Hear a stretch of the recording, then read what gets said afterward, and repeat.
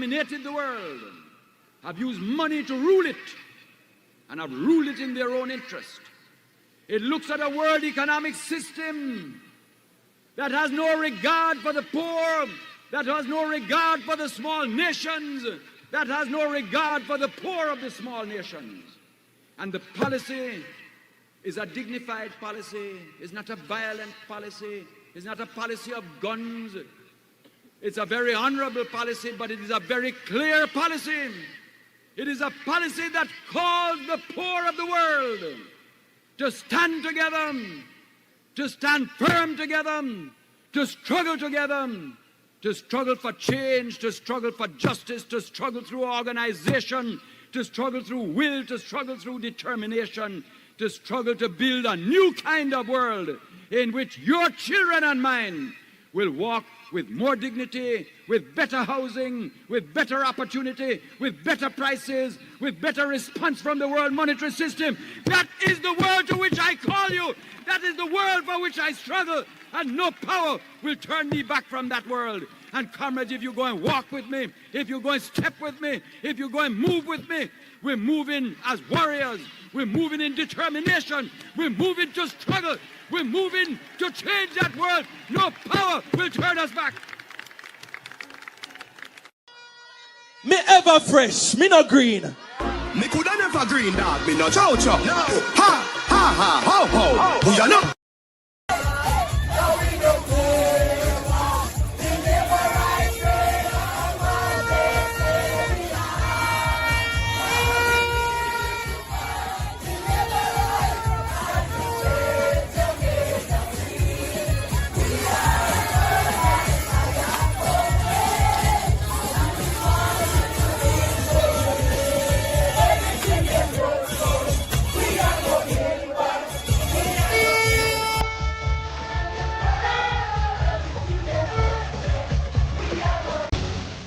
But if change is what we really want to see, ladies and gentlemen, then we must rise up. We must unite. We must advocate. We cannot remain silent.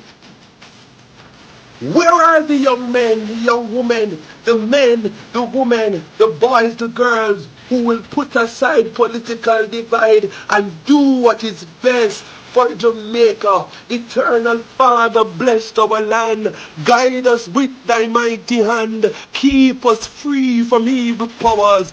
Be our light through countless hours. Even our pledge, our national pledge, says before God and all mankind, we cannot see a better Jamaica unless we return to the foot of the cross. Jamaica under God must increase in beauty, fellowship and prosperity, and play our part.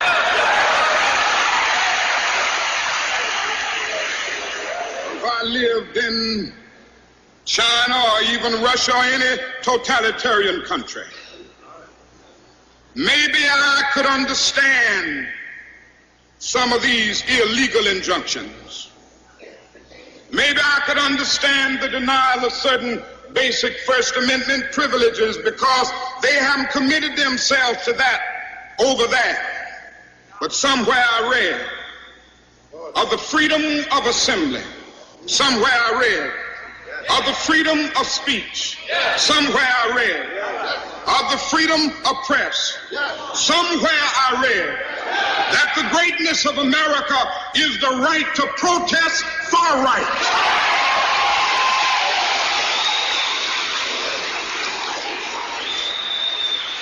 And so just as I say we aren't going to let any dogs or water hoses turn us around, we aren't going to let any injunction turn us around.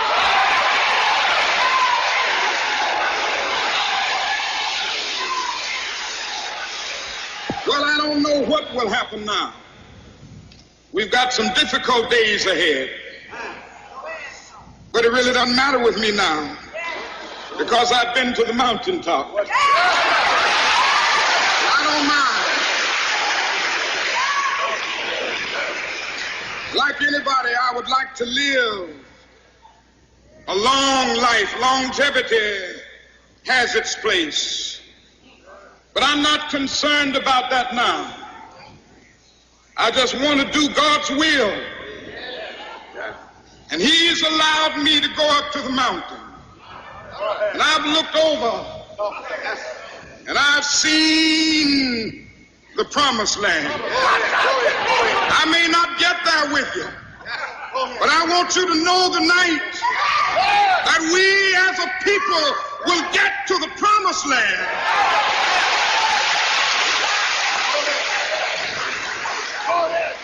So I'm happy tonight. I'm not worried about anything. I'm not fearing any man. Mine eyes have seen the glory of the coming of the Lord.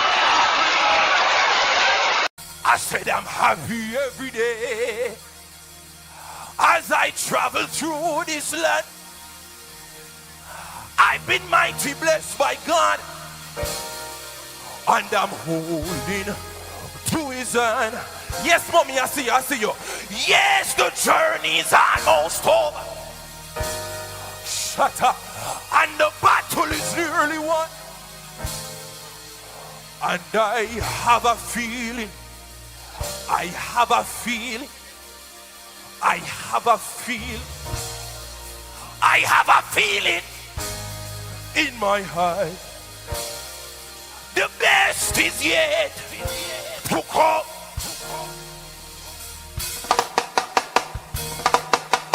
Slide up it. Over there, so. Wanna ready to get, wanna get up now, man. Wanna get up now, man. I feel mad in this place. Let's go. I am happy every day as I travel through this land. I've been mighty blessed by God, and I'm holding to his. Over there, so. I said the journey's almost over. I know the battle is nearly won. And I have a feeling in my heart, the best is yet. Come on, sir. I said the best is yet to come. When I walk through heaven's gates, yeah, I said the first time I'll see Jesus, I can hardly wait. And he showed me to a man, son, and said, child, this is your home. And I have a feeling in my heart. You know this one? Listen, shut. Tell me who made the angels sing, and tell me who made the joy bells, and tell me who is the King of Kings. Nobody but my, come on, try go me. Well, yes, he made the world, he made the sea. Oh, fasten them together with his shaman. Under his control and under his command. Nobody but. Tell me who made the angels sing, or tell me who made the joy bells. Slide up in, emancipate. Said I've got somebody with me to share my heavy load. Oh, you know.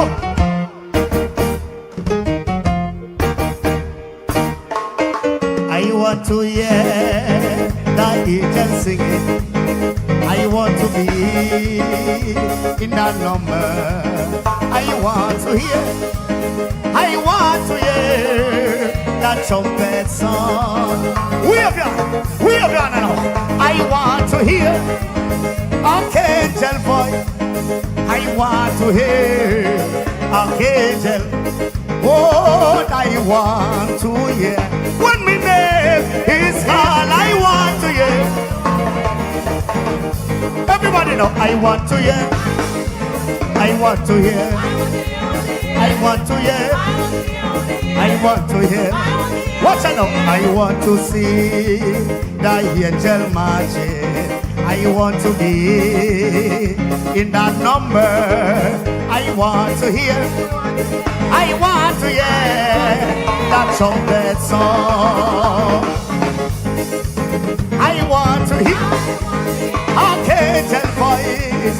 I want to hear. God bless you now. I want to hear when the name is called. I want to hear. Everybody listen. If I'm not living for Christ, then I cannot be here.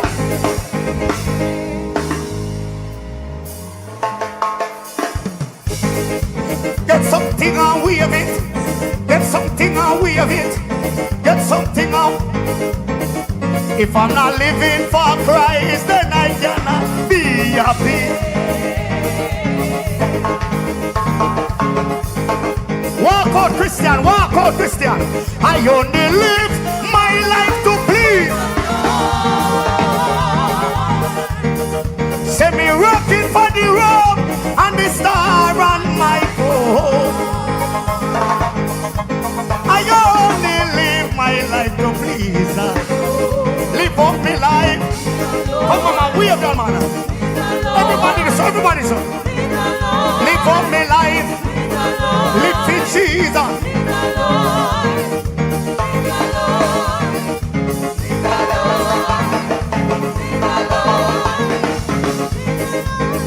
This is silent night.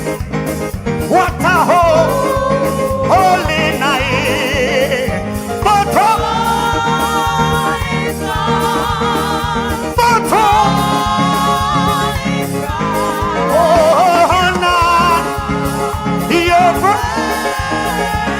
Blood and fire, comrades who are in jungle tonight.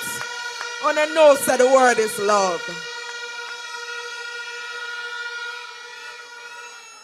Comrades, I come with a speech, but it's a different speech may I forgive tonight. But before I go into that, we have been saying all night that young people know say time come. And I want to bring up a young man who has looked for himself, him read for himself, him search for himself, and when him done, him realize that the only choice he could choose is the People's National Party. And I want to welcome Comrade Perry.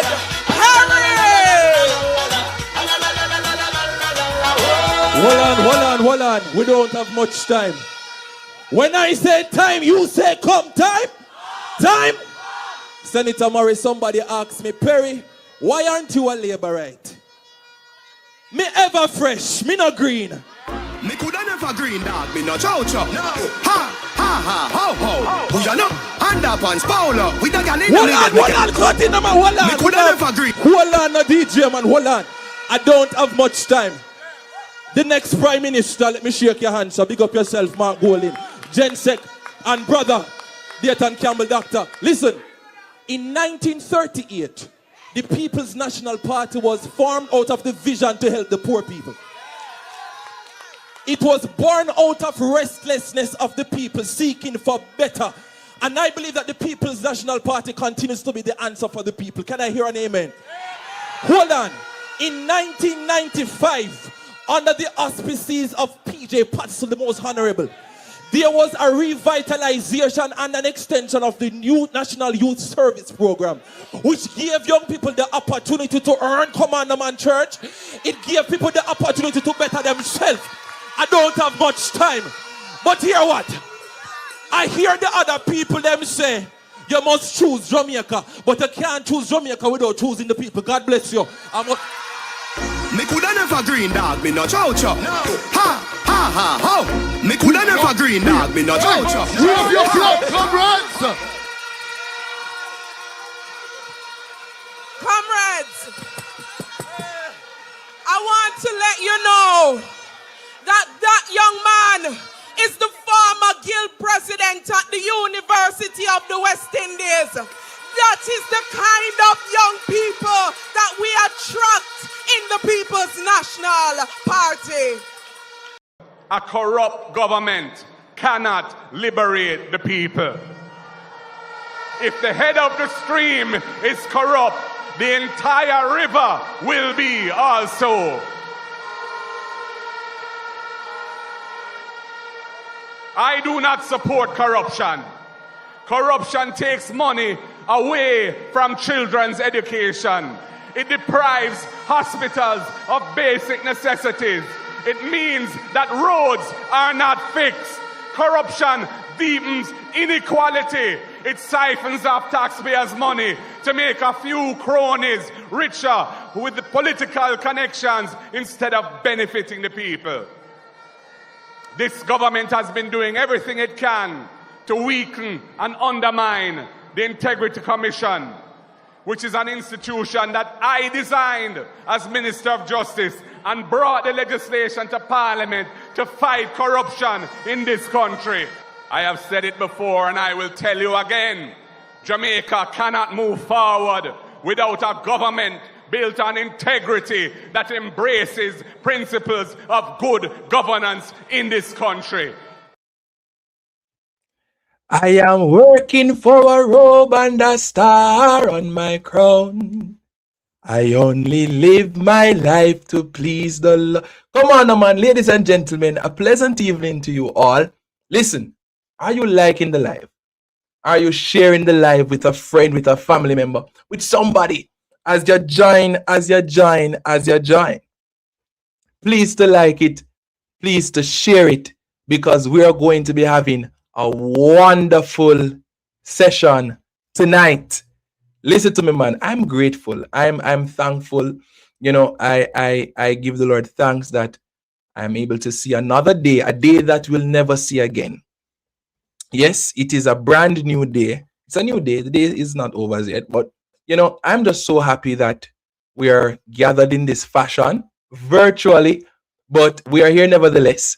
And I am so excited for what will be happening in a few moments from now.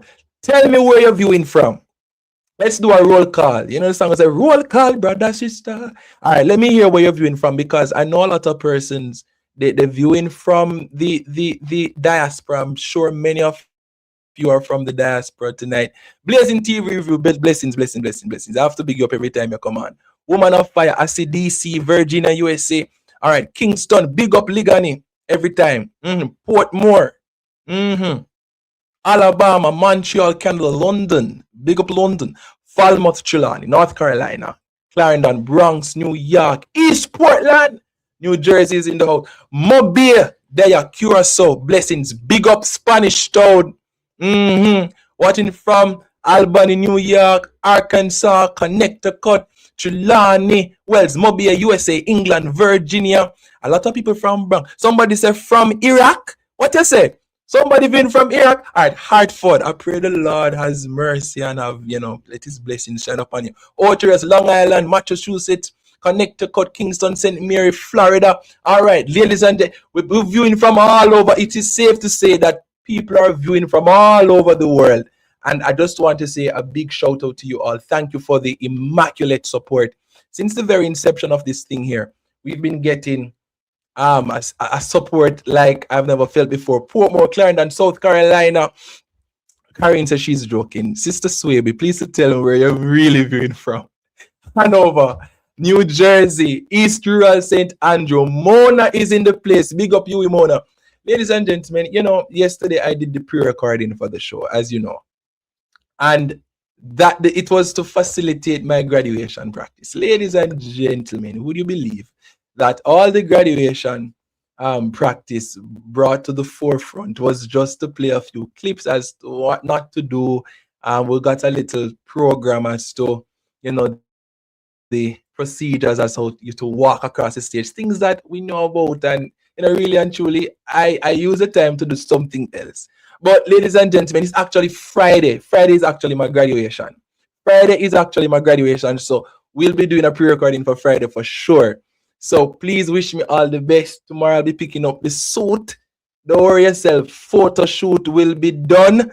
And you guys will see what Mr. Perspective look like, you know, on the appointed time. I won't say much, you know, but just know that God is good. I'm very excited. I'm smiling because, listen, this is graduation from university. I'm very excited. I thank the Lord for his blessings and his mercies upon me. Who know who will be on in the next couple of minutes? Who can tell me who will be coming on? By now, I believe person should know. If you're not in the know, get in the know. If you're not in the know, look around, ask somebody, because we'll be having a very special guest on tonight. All right, so you should ask. I won't tell you because we've been saying it for some time now, right? But if you know what I know, stick and stay because we'll be having a wonderful conversation.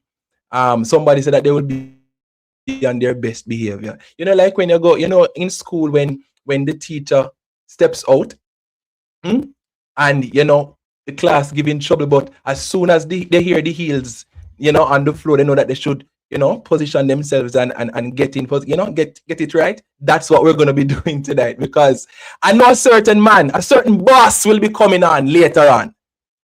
A certain boss will be coming later on. A certain boss will be coming later on, ladies and gentlemen. I ever freshen. No, I never green. I know that this boss that will be coming, him never green either. Me ever fresh, me not green. Me coulda never green, dog. Me no chow. No. Hold it. We can, we could calm down a little. I know we're excited, but we're excited, but be able to say, listen, like the live, share the platform. If you're here and you're new and you've not yet subscribed, please to do so. Please to subscribe. Please to subscribe and share it. Ladies and gentlemen, I have a few things that I want to touch on, before we get a certain boss to join me on the perspective tonight.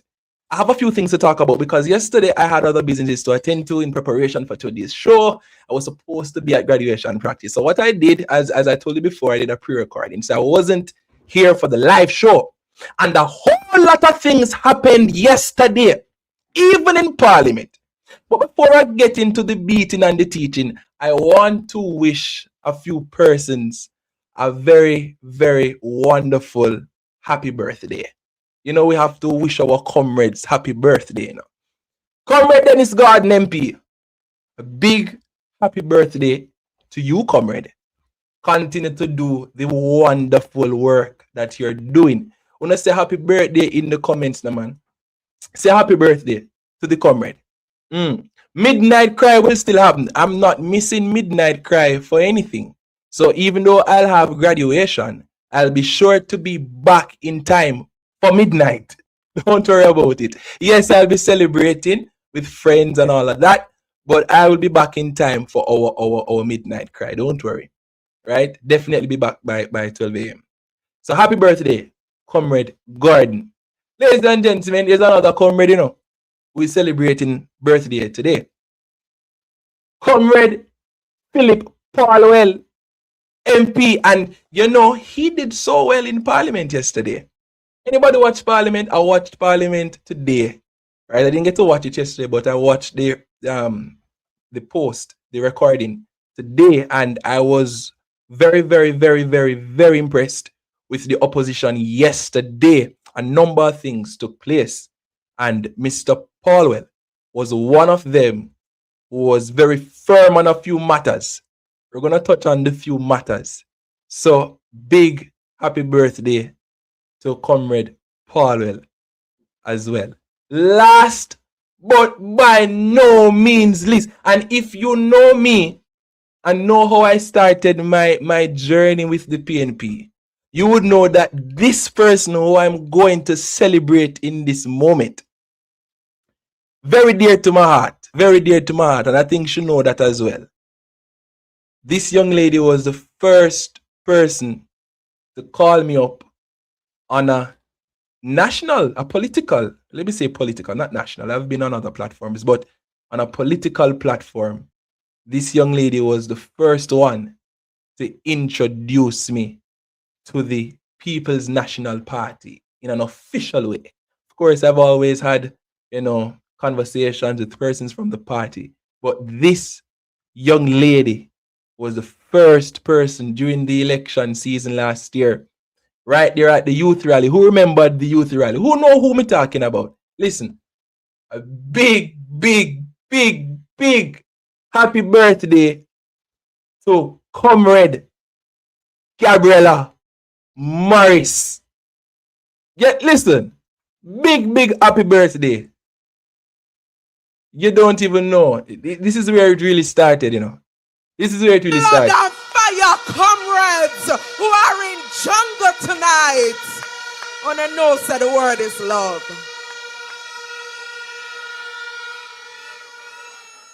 Comrades, I come with a speech, but it's a different speech I have to give tonight. But before I go into that, we have been saying all night that young people know say time come. And I want to bring up a young man who has looked for himself, him read for himself, him search for himself, and when him done, him realize that the only choice he could choose is the People's National Party. And I want to welcome Comrade Perry.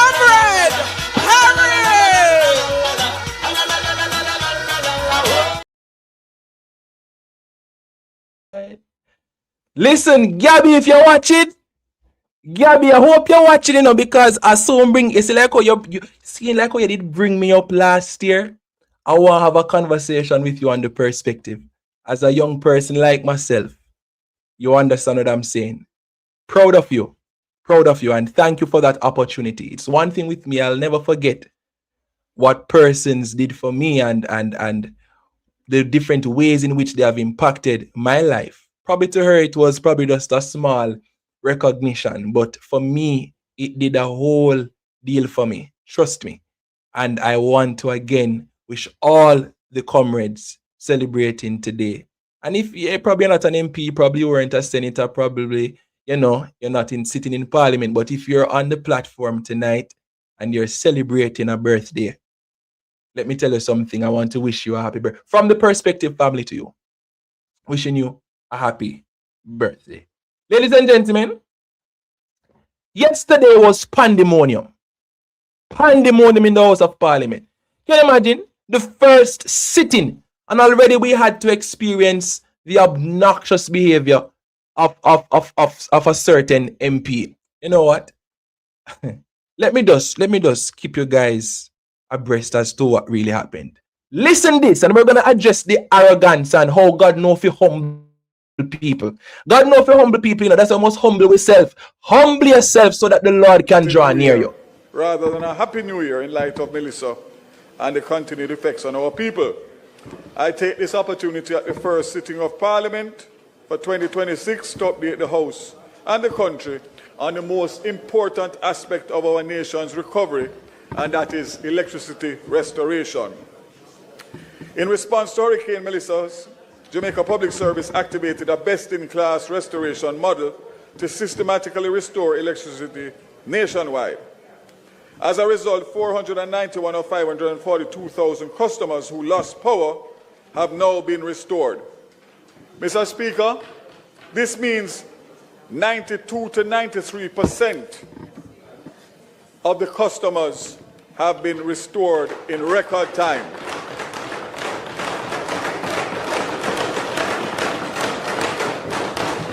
As I speak, Mr. Speaker, 51,000 of close to 700,000 customers are without power. 51,000 of 700,000. Jamaica's restoration response has performed well above regional peers and is close, if not best in class, with a level of recovery that is commendable and reflects disciplined execution, collaboration, and professional leadership.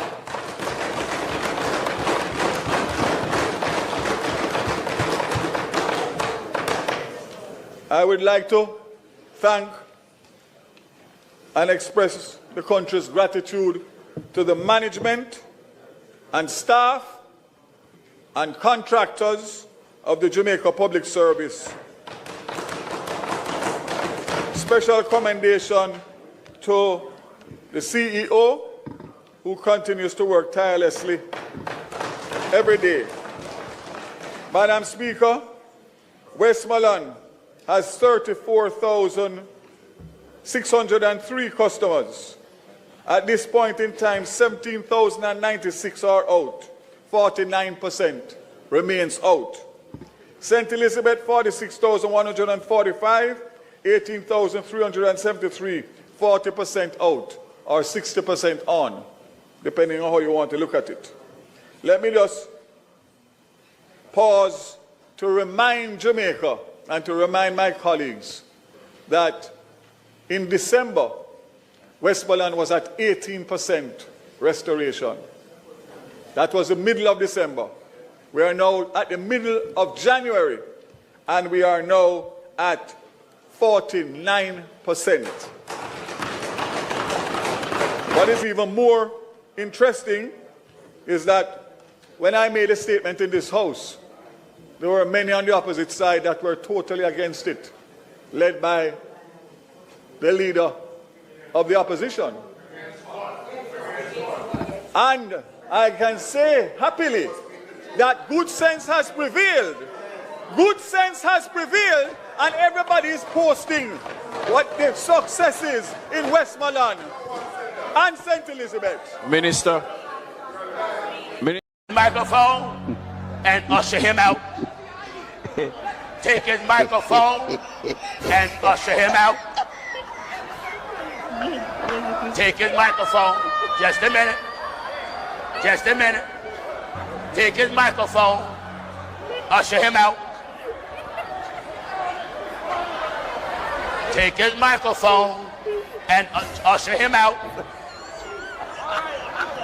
Take his microphone. Usher him out. Usher him out. Usher him out. Usher him out. Usher him out, yes. Mr. Vaz, you're so obnoxious, you're so rude, you're shouting, grandstanding, being rude to the people of the opposition, making a mockery of yourself, only to recognize that you have a reading problem, apparently. With all of that strength in your voice,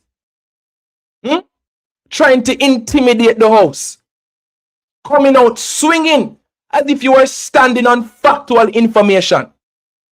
I want a wind of integrity to blow Mr. Vaz out of Parliament and usher him out like how they did Mr. Las Vegas years ago to Gina Jennings' church. It's a disgrace, ladies and gentlemen. The first day of Parliament in 2026, Mr. Vaz came and misled the House.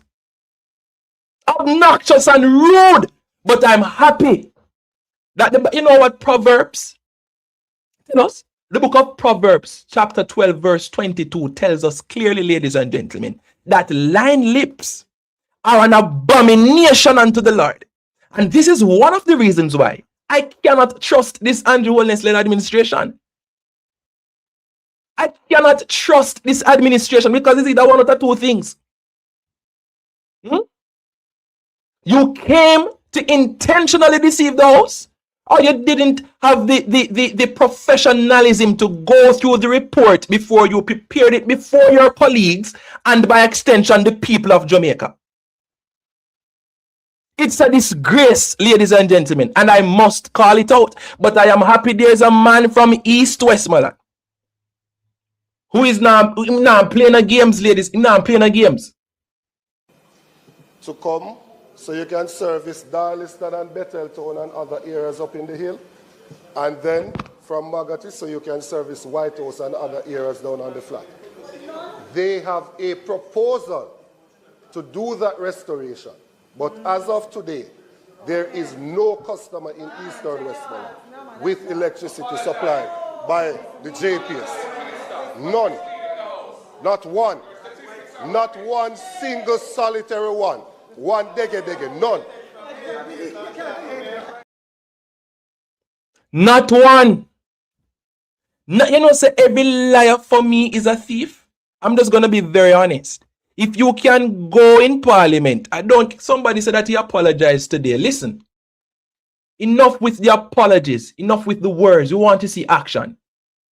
It is unfair, ladies and gentlemen, for some of these politicians to come in Parliament, grandstand, They grandstand standing on propaganda, misinformation, and disinformation. Being rude, loud, arrogant. Did you know that yesterday we had young people in parliament observing the proceedings? Did you know that young people were in the House of Parliament observing the proceedings? And look at how Mr. Vaz was behaving and he was in the wrong. My God, what if he was in the right? It was a disgrace. Disgraceful. Or else to get them in a position. You're not even in the parish, so shut your mouth. You're in Clarendon, you have all of your light already. Shut your mouth. So, Mr. Speaker, Mr. Speaker, Mr. Speaker, Mr. Speaker, the member is misleading the House. The member is misleading the House. You have misled the House completely. You have led the House down a precipice. You've led the House yesterday. You led the House yesterday, Minister Vaz, down a slippery slope. And if it wasn't for the grace and the mercy of our Lord, disgusting. If nobody wants to tell you, I'm going to tell you, Minister Vaz, your behavior, it's uncouth, it's disgusting, it's repulsive. And that is no way for no leader to behave. Time and time again, ladies and gentlemen, we see the obnoxious behavior from certain politicians. We see the rude and the arrogance. And I've said it before and I can say it again. I'm not afraid to say it. The arrogance is coming from the head. No humility in the leading. No humility in the way they address the people and deal with the people's business. Talking about an apology today. When is it going to stop? When is it going to stop? Arrogance. Just a bag of talking and this loud mouth behavior. Unable to stand on integrity. And you see, the opposition has always been asking the necessary questions from last year. About the 150 million US. But every time the opposition questions the modus operandi of the government as it relates to these efforts, nobody's against Jamaicans getting light. Everybody wants our fellow brothers and sisters to get light. But the way in which they go about to achieve this, ladies and gentlemen, that was always the concern. And our party leader yesterday made it very clear, because even Minister Vaz said something that the opposition was against it. And now people are taking pictures and talking about the restoration of electricity, when he told a blatant lie. I'm so happy that the opposition yesterday stood on business. Look at this embarrassing clip again. Trials and tribulations, so that you have access at the top to be able to get updates to give your constituents.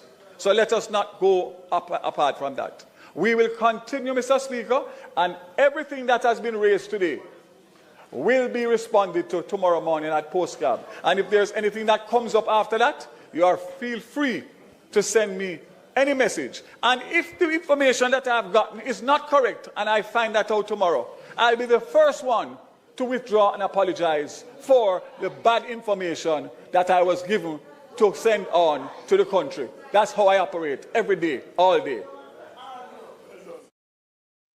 You should be ashamed of yourself, Minister Vaz, to this administration, the Andrew Holness-led administration. You should be ashamed of yourself. You should be ashamed of yourself. Behaving like that, especially in front of young people. I'm a young man, ladies and gentlemen. And that type of behavior is repulsive for me. Nobody should look at it and laugh.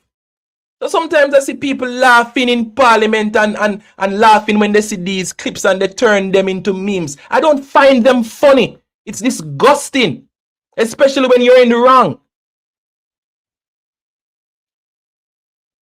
So you're apologizing today, it doesn't cut it for me. Action speaks louder than words. You keep on saying that the people want light. And the way in which he says that, ladies and gentlemen, it is just to try and shut down the advocacy of the opposition every time they raise valid points about the entire process regarding the engagement of the government and the JPS. Trying to twist the narrative, making it seem as if the opposition is against the people getting light. It's a disgrace. You know what else is a disgrace? Just touching on a few things before we have a certain boss coming to address us. Let me touch this first. And I want persons to read very carefully. It says that the US is to suspend immigrant visa processing for 75 countries, including Jamaica. Now, I have had some conversations with some labor rights, ladies and gentlemen, and they continue to boast about the diplomatic relationship that this government, this administration has formed with the United States, and how they're known for diplomacy and certain things and all of that. My question is this tonight. Wouldn't it have just made a lot of sense for the government to stand with the international laws that were clearly broken? When the opposition again asked for a clear stance, the Prime Minister went in church. The Prime Minister went in church and spoke about, basically withdrawing from certain conversations, making it seem as if it is the excellent diplomatic relations that they share with the United States that protect us. Radam, Jamaica is a part of the 75 countries. So immigrant visa, suspension upon that. So where's the diplomacy, Mr. Hollins?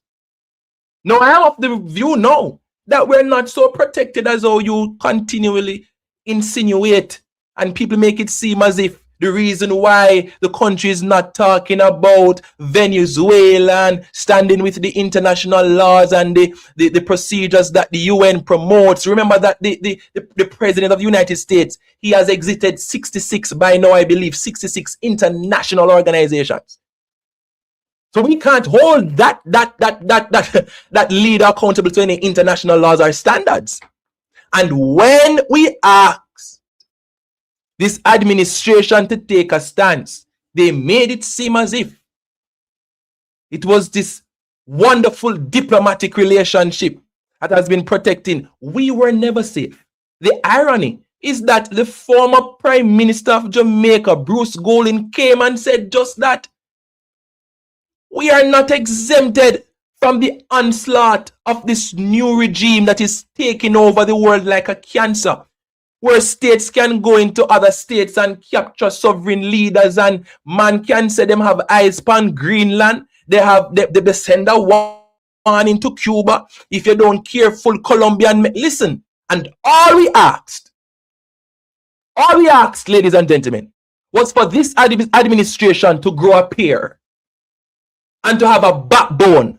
Take a stance, man. We're not saying that you should wage war against the United States. We're not stupid people. But we asked for you to take a stance. You must stand for something. We must stand for something. The only thing we can stand for is misinformation, disinformation, and propaganda. Yes, remember on the last night of the debates, ladies and gentlemen, the Prime Minister fed into propaganda and lies. So embarrassing. The integrity boss had to show him up. First of all, I think the Prime Minister repeated innuendo or direct attack which has been leveled by his party on my nationality. And, I just wanted to just make it absolutely clear that I am indeed born here as a Jamaican. Here is my birth certificate, and it shows I was born at the University Hospital on July 19th, 1965, and it's right here. I hope your camera can pick it up. And I have a copy for you, Prime Minister, right here. And I wish you could provide me with a copy of your certification, but of course you can't do so. But if the head of the stream, ladies and gentlemen, is tainted, I'm not surprised. And we've been seeing for some time now where it seems as if almost every sector of our society under this administration has become so tainted beyond repair. It's almost, Jamaica is becoming unrecognizable. No procurement documents found for 521 million in contracts. I asked for the resignation of the Minister of Health before, and I will do so again. Remember, I have 4 people that I want to see step down. I'm not mincing words tonight. I asked for the Minister of Health to step down. The Prime Minister is uncertified. He needs to go and go very quickly. Mr. Mackenzie, you've served. And we've already seen where sometimes it seems as if you have a problem, remembering certain things. Remember that Petersfield incident? We're asking you to go as well. You understand? And of course, Mr. Vaz, man, come on. You don't even read through your report properly before you come to Parliament. Talking about if anybody gives you wrong information, you would be the first to correct it. You should have read through your report. That's what a professional does. That's what a professional should do when they go to represent the people's business in Parliament. You read through the report properly. So all of you guys need to go. But I'm happy that the real doctor had this to say. Is a release from the People's National Party Media Unit. This is Dr. Alfred Dawes, Shadow Minister on Health and Wellness. The Auditor General has now confirmed what I have been warning about for over a year. No procurement documents were found for $521 million in contracts awarded by the University Hospital of the West Indies. That is not a clerical error. This is a serious failure of governance. For more than a year, I raised concerns about procurement practices across the Ministry of Health and its agencies. Each time, the minister assured the country that systems were sound and functioning properly. The Auditor General has now shown that this was simply not true. Despite repeated public assurances from Health Minister Christopher Tufton, hundreds of millions of dollars were committed without basic documentation. We saw this after the Integrity Commission exposed the improper $80 million in contracts awarded to Market Me. We saw it again when a $31 million drill for Bustamante Hospital was publicly praised as a model procurement. Yet once more, serious breaches occurred under the minister's watch. This government has been in office for nearly a decade. After 3 consecutive terms, excuses about inherited problems are no longer credible. When procurement fails, hospitals go without equipment. Healthcare workers are left unsupported and patients pay the price. That is how a health system is driven into crisis. A system cannot credibly investigate itself. A committee appointed by the minister to probe the failures he presided over is like a man on trial choosing his own jury. Jamaicans deserve independent scrutiny, real reform, and accountability that puts patients first. At pnp.org.jm or check us out on Facebook at Jamaica PNP. Cause one by one who no go into jail, one by who no go into one by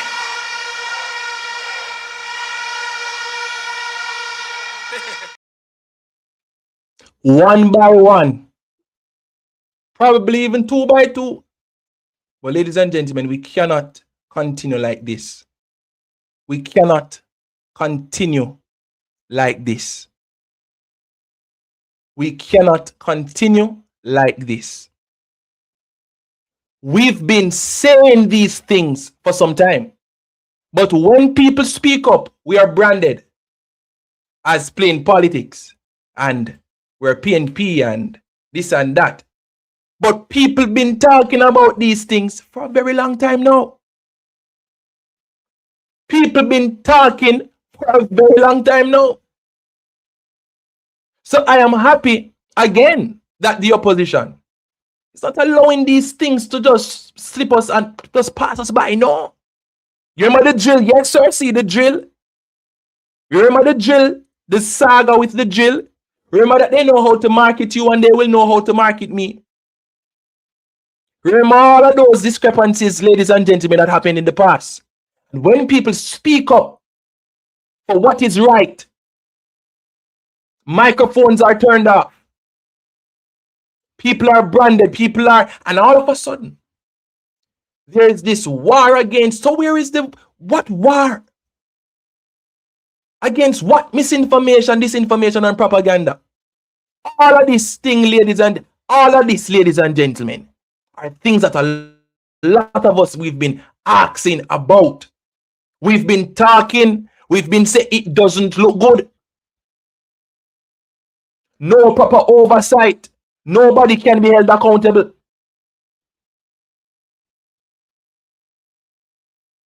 But when people speak up and speak out, there's this arrogance.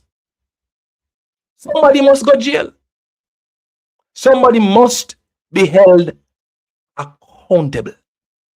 Somebody must be held accountable. And somebody said something to me in a prayer. They said, Perry, things won't change. Thank you, Rumba Time 65 for the subscription. Ladies and gentlemen, remember to subscribe to the channel, of course. Somebody said, Perry, nothing will change under this administration. Because there is room, you know, corruption is being facilitated from the helm. It is being facilitated, and because of that, ladies and gentlemen, there seems to be no form of move. You remember? Yesterday we spoke about people talking about no one is above the law. Well, in this country, under this administration, we've seen many persons, ladies and gentlemen, get away with all sorts of things because of name, address, affiliations. Enough is enough. And we must put our foot down. We must put our foot down. We cannot continue like this. Where you see this type of operation, ladies and gentlemen, no prosperity can come. So let them talk about prosperity. Let them talk about progress. It's a facade. What progress or prosperity can we experience under this administration that can allow things to go so bad, so south, for so long? Yet, when people speak up, the same thing that Dr. Tufton did in Parliament last year, when Dr. Dawes stood up and said, listen, if we don't act and act quickly, we are going to create a man-made disaster. Of course, we can't control what Melissa did, right?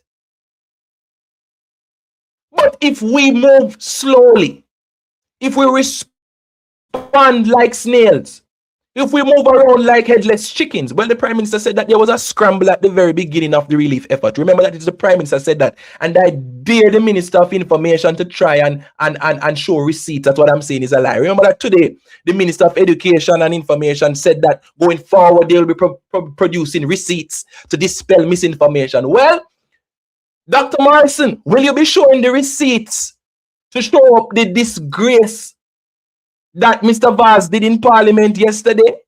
That blatant falsehood bringing disrepute to the House of Parliament. Will you hold your own accountable? When Dr. Dawes stood up and said, listen, we need to act quickly. Leptospirosis can break out. Tetanus can break out. And other diseases if we're not careful. Dr. Tufton stood up and said that Dr. Dawes is playing politics as if he's still on the campaign trail. Disgraceful. So nobody can talk. Nobody can say anything. Everybody is playing politics. And I recognize, and I'm going to say this too, more and more, as I observe the landscape, the political landscape, as I do my assessment of the voices, I recognize that only a very few set of people love this country, you know. Only a very few set of people love Jamaica. Few. Because if we love our country, ladies and gentlemen, we will stand up for what is right. If we love our country, we will call out corruption. Call it for what it is. Call a spade a spade. If we love our country, ladies and gentlemen, we will put aside this nonsense and grandstanding in Parliament as if you are still on the campaign trail.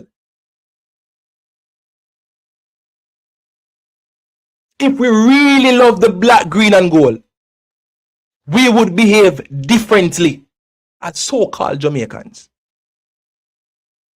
But time after time, we recognize that all these people are considered about is just winning an next term. So what I have interpreted all of this, ladies and gentlemen, especially in Parliament yesterday, it was almost painful to watch. I didn't have to watch it to get, information. I wouldn't watch it. It was disgraceful. The standard of leadership that the administration has displayed is at an all-time low. Where's the progress? Where's the prosperity? Where's the integrity? Where's the honesty? Where's the humility? Where's service for the people? Where is the service above self? We're not seeing that. It's missing. And the young people are looking on. The young people are observing. I'm watching for sure. And I refuse to accept this as the standard. I refuse to accept this as the way forward. I refuse to accept this as the best thing since sliced bread. So call me bad mind, Minister Vaz, because that's how you call the average Jamaican citizen when they question your modus operandi. Call me bad mind. Say we bad mind. But we will continue to remain critical. We will continue to stand on proper procedures and things that make sense. Ladies and gentlemen, we'll take a break. We'll take a break. We'll soon come. Soon come. And Pro Therapy, we are here to help you to bring ultimate relaxation to your feet. Our hot stone, Swedish, and deep tissue massage services are here to help you to get rid of tensions, minor swellings, and aches and pain, increase flexibility and circulation. If you are having any heart or circulatory diseases, then this might not be for you. Reach out to us and let's see if you can secure yourself with a foot massage for as low as $4,500. Thank you for choosing Pearl Therapy, the healing hub. Food is designed to be felt, not just tasted. Soft warmth, gentle richness, a harmony that melts effortlessly on the tongue. At Cummings Exquisite Caterers, every dish is an invitation, guided by passion, finished with elegance. We cater for life's most meaningful moments, elegant weddings, private celebrations, and much more. With a serene repast center just 10 minutes away from two major cemeteries. We are located at 38 Dublin Spanish Town Road. Reach out to us, 876-573-9124. Cummings Exquisite Caterers, where desire meets. Mr. Prime Minister, Minister of Health and Wellness, those of you who craft this order, I don't know what to say to you, but the Holy Ghost within me tells me that this order is working against the church. It's working against the body of Christ. Mr. Prime Minister, I was watching a program last night and you declare me to be your good friend. My good friend, I'm telling you, sir, this order, God gets no glory out of it. And it's making the society worse than it ought to be. You're crippling the fountain of life that gives life to the nation. You're blocking the well. Somebody give me a chance in this house and plant this. You're blocking the well. You're stopping the fountain. Shakonda bohura babasata. Loose the church, loose the church, loose the church, loose the church, loose the church. You're destroying the foundation. And if the foundation be destroyed, what can the nation do? Ladies and gentlemen, I hope that you are doing well. Listen, every time I see that clip, I have to laugh. You know why. But ladies and gentlemen, this is the perspective. I'm very excited about what is happening. We touched on a few things. There are a lot more to talk about. There are a lot more things to talk about. But I'm pretty sure that, yes, woman of fire, all right, no problem. See, woman of fire telling, light the life. Ladies and gentlemen, light the life for true. Now, worry yourself, woman of fire, I'm telling them to like it. Ladies and gentlemen, I am very excited about what will be happening for this year. I'm very excited about what will be happening for this year. But as you know, ladies and gentlemen, yesterday, well, from Monday, there was a big announcement that a certain boss will be joining. A certain boss will be having a conversation with us tonight. A certain leader will be coming to give some clarity.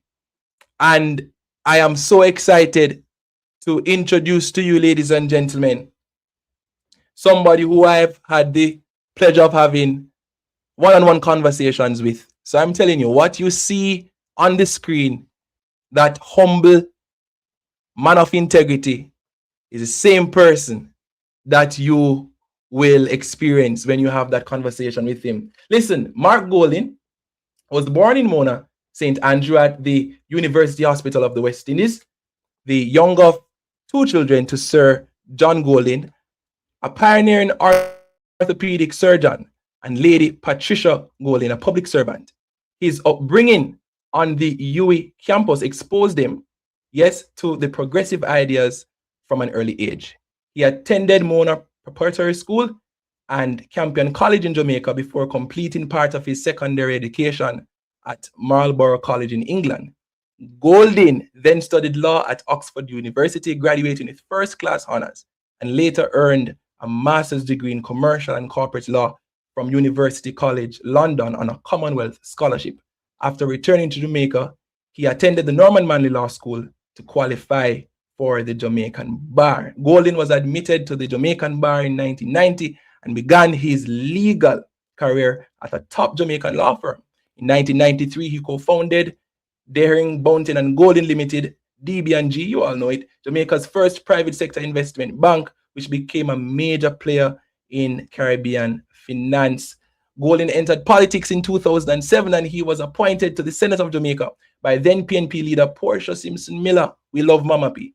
He served as Minister of Justice from 2012 to 2016, overseeing significant legislative reforms, including the decriminalization of small amounts of marijuana.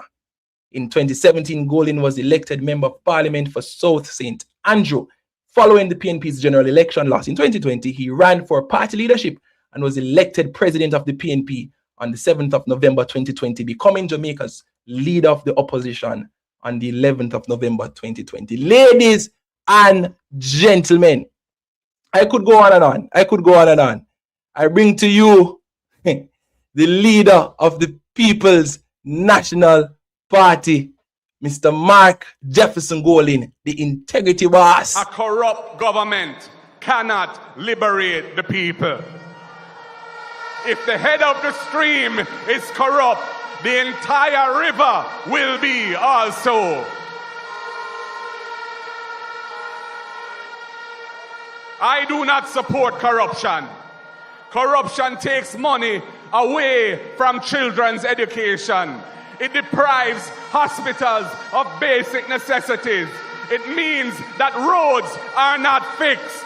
Corruption deepens inequality. It siphons off taxpayers' money to make a few cronies richer with the political connections instead of benefiting the people. This government has been doing everything it can to weaken and undermine the Integrity Commission, which is an institution that I designed as Minister of Justice and brought the legislation to Parliament to fight corruption in this country. I have said it before and I will tell you again, Jamaica cannot move forward without a government built on integrity that embraces principles of good governance in this country. Mr. Mark Jefferson Golding. Greetings. Hello. Very nice to be with you, Perry. Congratulations on your show. And I've been hearing good things. So I want to say big up to you and Happy New Year to you and your listeners. Thank you so much for being here, Mr. Mark Golding, and Happy New Year to you. It's just really a wonderful feeling to know we have the integrity boss himself right here over here on The Perspective. I want, we have some questions for you, but I really just wanted to start off by just telling us a little bit about your passions outside of politics. Well, we know you to be a good singer. right? Because you've been doing those Christmas carols. But what other cultural elements do you like, and what else is there to Mark Golding apart from the political side? Well, I would say I have a fairly broad array of interests, cultural, artistic, and sporting interests. You know, I've always been a fan and used to play quite a bit of football and cricket. I'm quite a musical person. I've been in bands. I've invested in a small studio at one time, had a label. We produced several albums and what have you. And as you mentioned, I have been doing these Christmas songs once a year, singing a Christmas carol or other type of Christmas song for the last 3 years, which, you know, is fun for me. I enjoy the process. But, you know, generally speaking, I'm a lover of the arts, of reading, literature, of films, and so on. So, I'm fairly broad in my tastes, and musical tastes as well, from Jamaican music, old, not so old, current, R&B as well, and a wide array of music, So I would say that I don't spend a great deal of time engaging in my other pursuits because I have been quite busy doing what I do, as my vocation, which is leading the People's National Party. But I continue to enjoy whenever I can the opportunities for to read a good book, to go to watch a good movie, to go to a good sporting event, or whatever it may be. Yeah. Thank you so much for that, and trust me, we've been enjoying the singing, Mr. Golding, and we hope you'll continue to do so. All right, so you touched on party, and we had to ask what are some of the things that you would say that the PNP accomplished last year? Some memorable moments, things that you as party leader would be proud of. Right. Well, I would say I've been party leader for just over 5 years now, and I entered on that reference in November 2020 at a time when the party had suffered a serious blow in the general elections, which took place during the COVID pandemic in 2020. And the party had gone through various leadership contests, including the leadership contest, which resulted in me becoming the party leader. So those are always things that, one side wins, the other side doesn't, and what have you. So you have issues to resolve. You have relationships to try and heal and what have you. So I would say that a lot of energy and goodwill was spent bringing the party back together, reaffirming our focus and our philosophical orientation in the 21st century, and preparing the party organizationally to take on the Jamaica Labour Party, who have been in government now for 10 years. So the first, I would say, significant achievement was in the local government elections, where we won the popular vote quite comfortably. We won more divisions nationally than the JLP did, and we had an equal number of councils, including the Portmore City Municipality, St. Catherine, and the KSMC, which are the biggest in the country. So that, I think, represented a significant achievement for the party in 2024. 2025, I would say that the government, seeing what had happened in local government elections and in the polls which followed the report of the Integrity Commission to Parliament on the Prime Minister's financial affairs, where we developed a very substantial poll lead in October 2024. The government responded to that by putting themselves really into election mode and started to, do the things that political parties do, especially if they have the resources to do it and they're in government, where virtually every week there were ribbon cuttings for projects, some of which, have not really moved much further. But they were using the resources of the state and the power of the state to try and make their case to the Jamaican people for another term of office. And it all culminated, of course, in the elections of September 2025. And, we didn't make it. We doubled the number of seats that we have in Parliament from 14, which is where we were, in 2020. And of that 14, there were a few where the persons had already decided not to run back. So they weren't as active in Parliament. So it was really more or less 11 of us who were carrying the ball in Parliament up to the elections in 2025. So we moved up from that to 28. And we increased the number of voters who supported us by around 100,000 voters. So that indicated that we were doing some things right. On the other hand, we needed 4 more seats to get to the number 32, which is the majority in our parliament. And interestingly, Perry, if you look at the results of the 4 closest seats that we were really depending on to take us across that line, if you add up the margin of victory for the JLP in those 4 seats, it totals 1,097 votes, 1097. So that's how close this general election was. Yes. You know, that's the number of votes that ultimately determined the result. So we didn't make it. And of course, for a political party, that is not satisfactory, but we did achieve quite a bit by doubling where we were before and increasing our vote count very substantially. So it was a mixed bag. There was some positives and there was disappointment.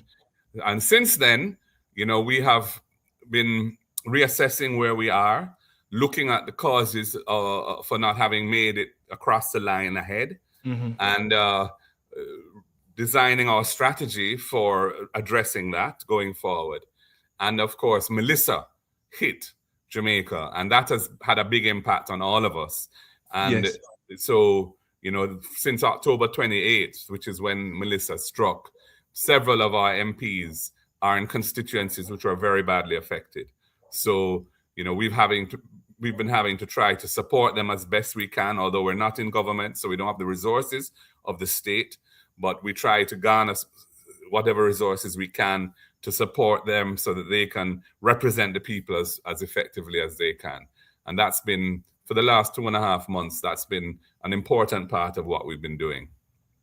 Yeah, I mean, and I just want to say congratulations to you, again, Mr. Golding, on the job well done last year. Again, as you alluded to, the aim is always to win, right? But the performance of the PNP was outstanding. And I know many on the live tonight can attest to just how proud we are to know that the PNP represented well.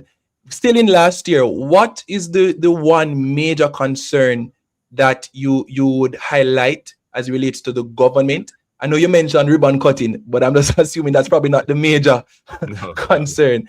But if you would, tell us one major concern you observed last year with the government, this administration.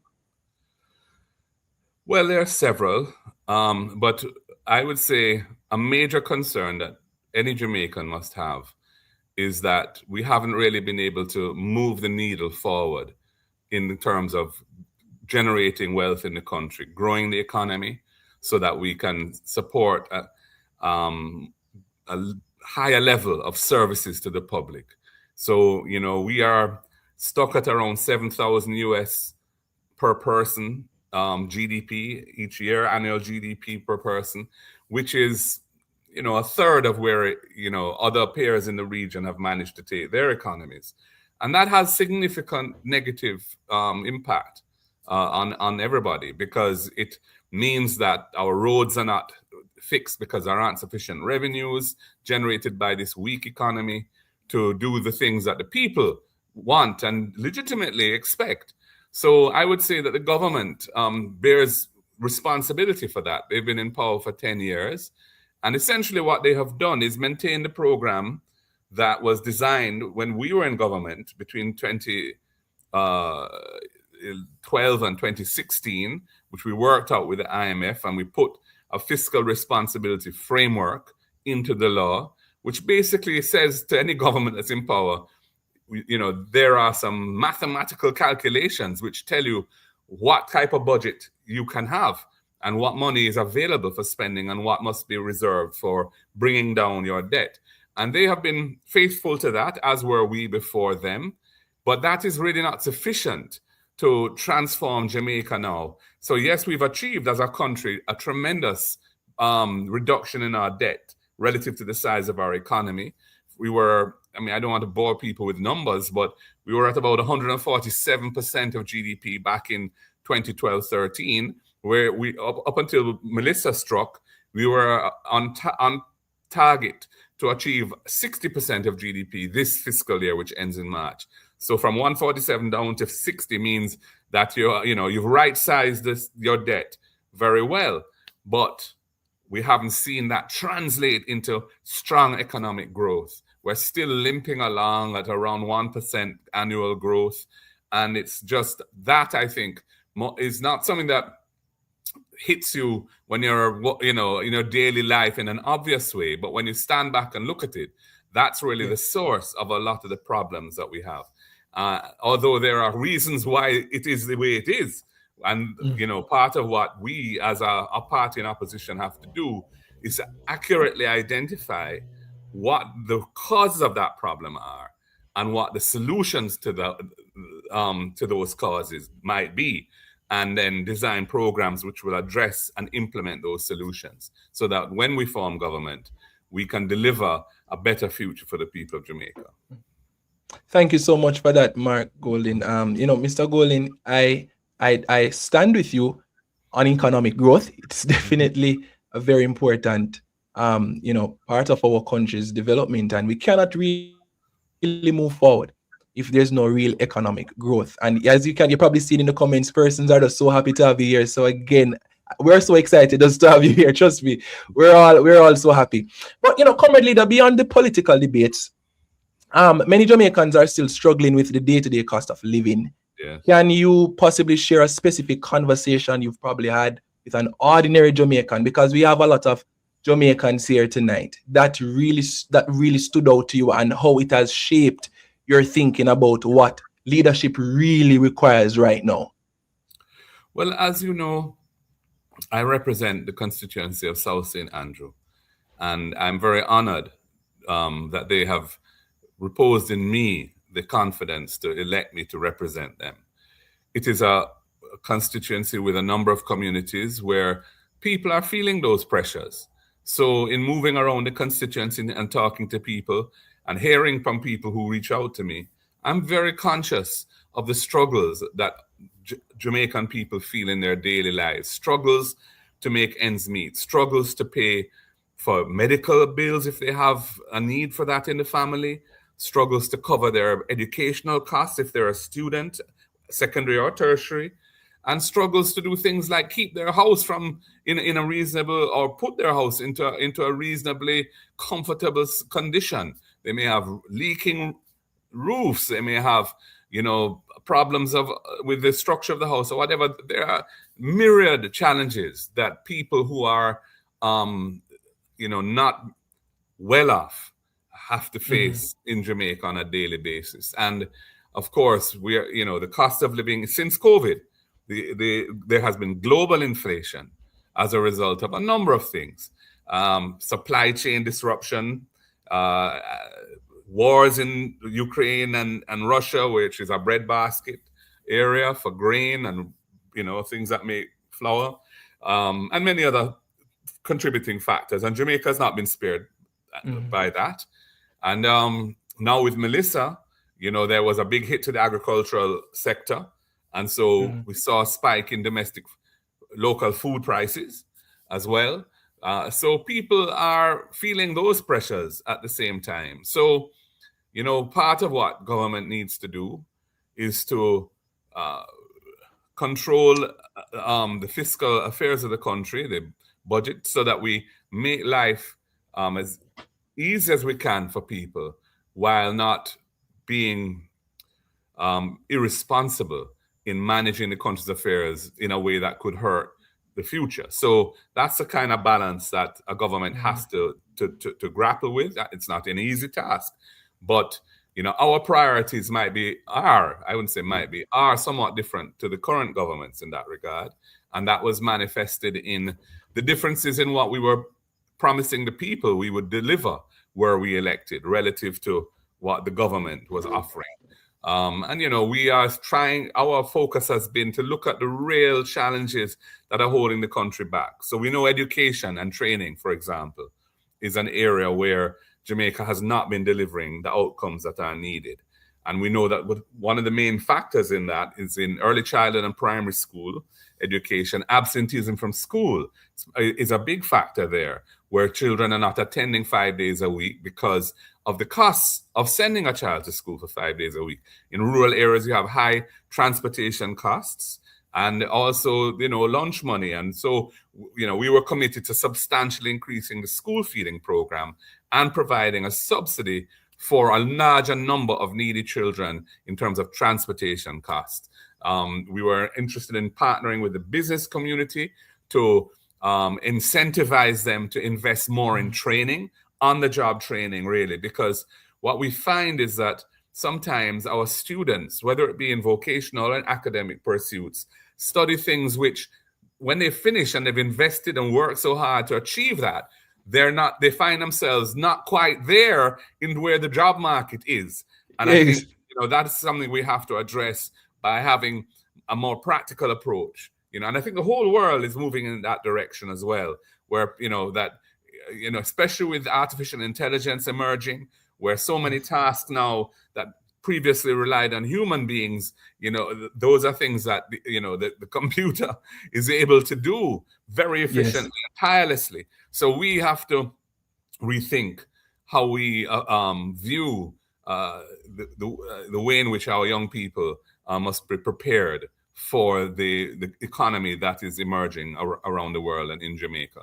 And so we looked at partnering with the business community through subsidizing, matching their investment in training so that they would be incentivized to really put more effort into training their workers and stepping up productivity nationally in that way, which is one important critical factor to driving growth, is to have a more productive economy. And training is a critical part of that. So we were focused on that as well.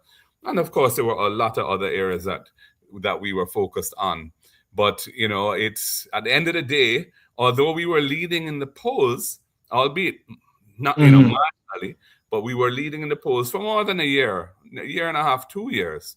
At the end of the day, on the 3rd of September, certain things went on the ground, which we didn't sufficiently address. And it resulted in what has happened. So, we have to learn from that and make sure that next time round we are prepared to address those things. Yes, thank you for that. And I'm a young man, Mr. Golin, and you touched on something very important, which is really dear to my heart, as it relates to young people. Yeah. You touched on education and how accessible it is sometimes. Now, thankfully, I'm to graduate this Friday. But I want to publicly say, Mr. Golin, I don't know if Mr. Golin remembers, but he helped me to get a scholarship with the SIP program when I was the Faculty of Social Sciences Guild representative at the time, before I became Guild president. So I want to publicly say thank you, sir, for your own contributions to my education journey, because I'm graduating Friday. Well, congratulations, Perry. Thank you. On the big day that will be on Friday. I know you put a lot into it to get to this point in your life, and it was a real pleasure for me to be able to assist. I wish I could assist everyone. Of course, I'm just one person. I can't assist everyone, but I do try and assist people in my constituency as a priority. In students who are looking to achieve tertiary education, because training and education is such a critical part of readying yourself to be employable and to be an entrepreneur if that's your talent. And so for me, I get a great joy from working with young people and helping to empower them. I really love it when youth groups in my constituency step forward and take on the responsibility of trying to do something themselves in their community and need some help. And I try my best to support them whenever they bring that to my attention. So, it's a cliche to say, the youth are the children are the future, but of course it's a reality. And, one of the things I think our generation has to do better is to understand and relate to the upcoming generations who have been through a very different experience of upbringing than we did back in the day, because of really how technology has become so much more pervasive, so much more involved in everyone's lives than it was back when I was a youth growing up. It wasn't no screen on a phone. I never had no phone, and when we come from school, if homework was to be done, we did it. But then it was out and about, Yes. whatever it might be, playing football, climbing trees, or riding bicycle, or whatever it was, on a given day. And I grew up in a community with a lot of young people around me. So I've seen how different it is today for various reasons. And I think we, as the persons who are now, coming to the maturer side of our life cycle, we need to really reach out to young people and listen to what they have to say, and don't, try and impose on them, our notions of what they should be thinking and doing, but listening to their struggles and see how we can make life a little better and, for them. So that is why when you asked me to come on the show, Perry, I didn't hesitate, because, I appreciate the fact that you are putting out and stepping forward, and I wish you very well in this project and in other aspects of your life. Yes, thank you so much for that. And ladies and gentlemen, it's not the first time Mr. Golden has responded to my call. I remember when we had the ICGC meeting at the headquarters, well, the OLO, the opposition's office, and we had a sit down with the other guild presidents from the Caribbean. So he has always supported young people, and I'm so proud that we have those moments to reflect on. Comrade Leader, we don't have you for very long, but I wanted to ask you, as it relates to security, especially when it comes to our women, the issue of crime and violence, particularly against our women and youth, remains a national trauma rather. Some of it may require tougher policing, others a deeper social intervention. But as a leader who submitted a bill over 3 years ago to allow for pepper spray to be legal for women to carry, which has never been tabled, funny enough, but you have also been pushing for special victims unit island-wide for women to be a part of, to be able to report, domestic violence and sexual assaults. With all of this in mind, though, Mr. Golden, what would be your first principle to addressing this crisis, acknowledging that it is both a security and a humanitarian issue? Yeah. Well, domestic violence is a problem worldwide, and in Jamaica is a particularly acute problem. And part of the reason for that is how, culturally we deal with one another on the gender issue and where we're coming from as a people historically. So I do feel that in order to address this issue effectively, you have to have a multi-pronged approach. I don't think it's one solution. It's a multiple array of measures that need to be taken, implemented. So on the law side of it, I think that the law needs to be reviewed and redesigned a bit so that it's more nurturing and protective of victims of sexual and gender-based violence, and allows them the space so that they can tell their story and they don't feel compelled to put up with and continue to live in an environment where they're being abused. On the other hand, I think that we also need to look at how we, the messaging and the values that we inculcate in our children and our young people growing up, so that we are, as a nation, we need to be encouraged to leave violence aside as a way of resolving issues between each other, learning that you can effectively address a problem, in another way. You don't have to resort to picking up something to lick somebody with something or do something to somebody that way. We're too quick to anger, and we're too quick to accept the consequences of violence in the moment and indulge in it, And I think that is partly a factor, as I've said, historical and social, culturally conditioning. But the way to deal with that is through public education and through interventions early in life, which embracing the principles of Marcus Garvey, for example, because some of these things are to do with self-esteem and a lack of self-love. And we see other manifestations of that in our society. And I think we have this tremendous asset, who is, our first national hero, Marcus Mosiah Garvey. And his philosophy was wrapped up and around the whole question of self-love and self-belief and recognizing our potential for greatness and our historical greatness. And I think we should be using that more in conditioning the minds of our people to let go of some of the negative behaviors that bedevil us and embracing positive behaviors of healing, respect, reconciliation, and love that can really move us away from things like gender-based violence to a better place in how we resolve any issues with the ones that ultimately we love or we rely on in day-to-day life. So I think that there's a lot that needs to be done to support that.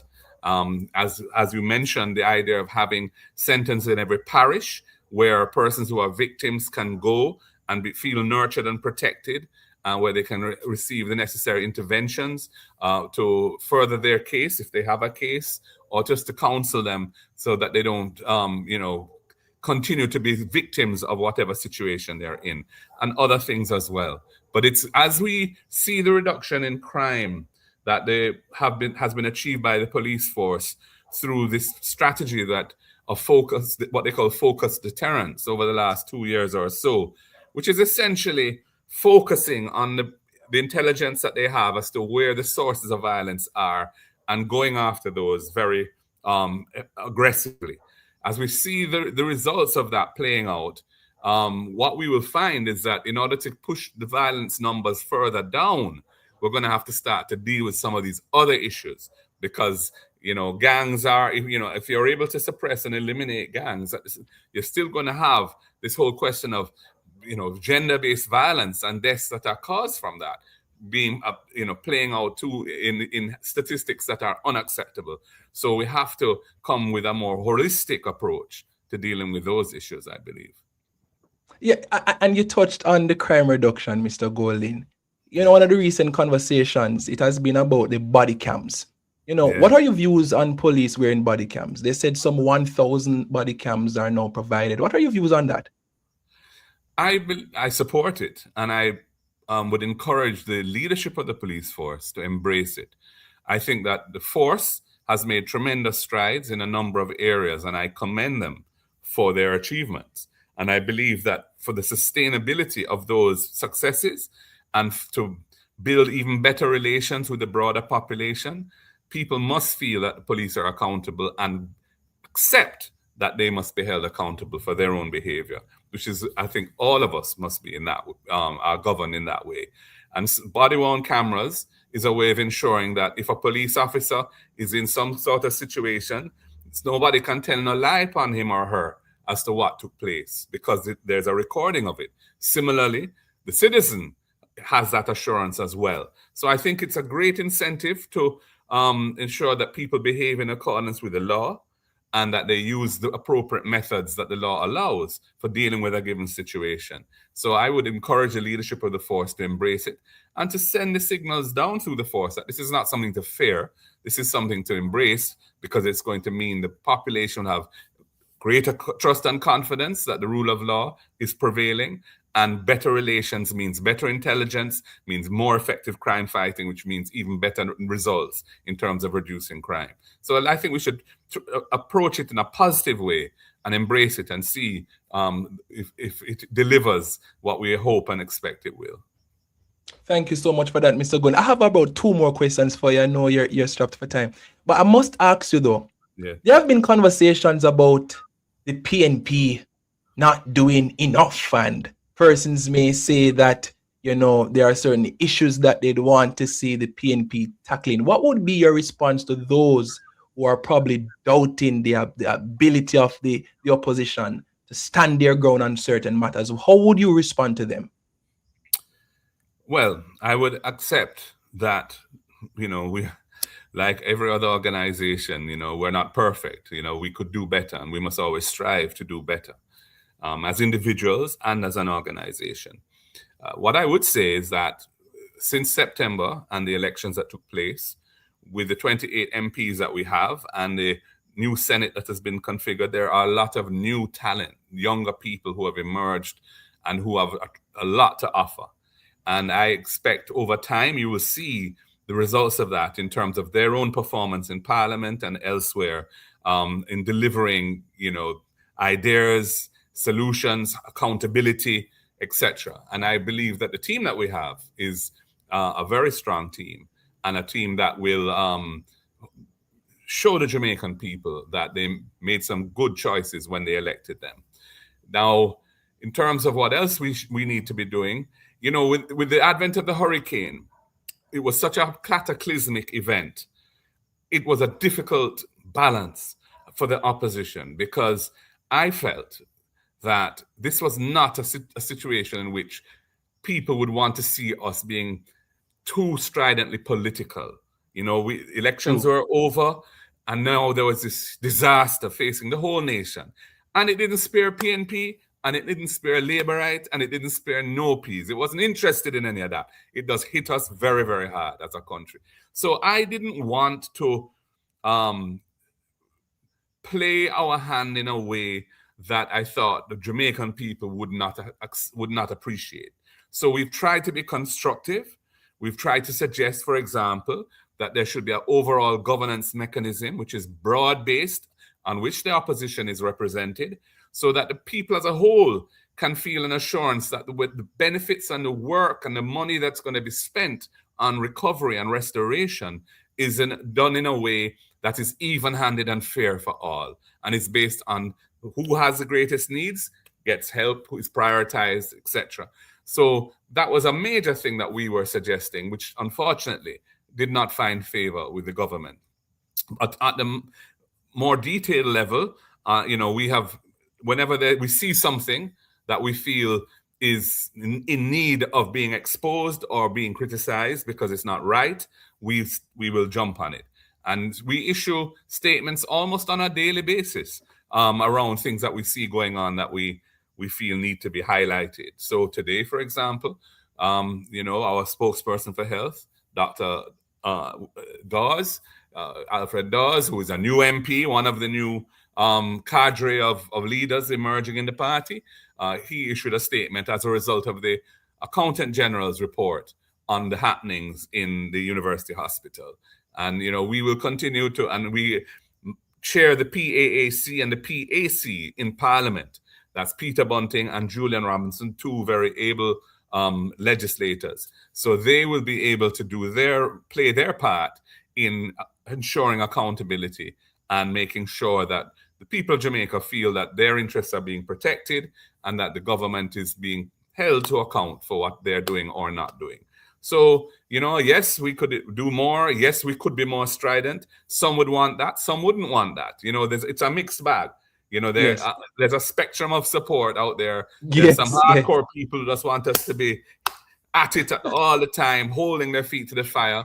And there are others who feel, there's a time and place for that, but there's also a time and place for acknowledging when something is being done well, or where there's no need to really make much ado out of something which might not be very significant. So my job as leader is to try and find that balance. And, I do that to the best of my ability. Mark Golding, Mr. I was about to say Prime Minister because a lot of person in the comments saying you're the Prime Minister. But if you were the Prime Minister, Mr. Golding, yes. What is the one thing that you would seek to change? We're out of time with you. But what's the one thing that you would want to change? And I know just to say one thing is putting you in a box. But Mr. Integrity Boss, what's the one thing you would address if you were the Prime Minister right now?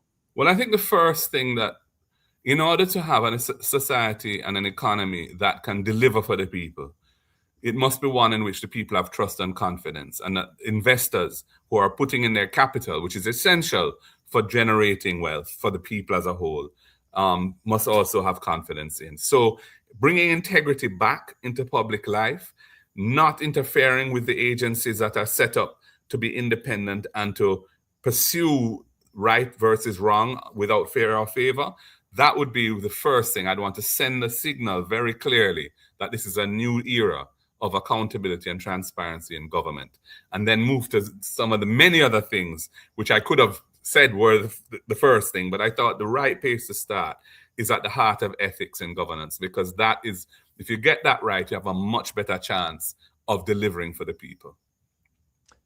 Mr. Mark Jefferson Golden, ladies and gentlemen, the party leader, the integrity boss himself. Mr. Golden, do you have anything else that you'd want to say?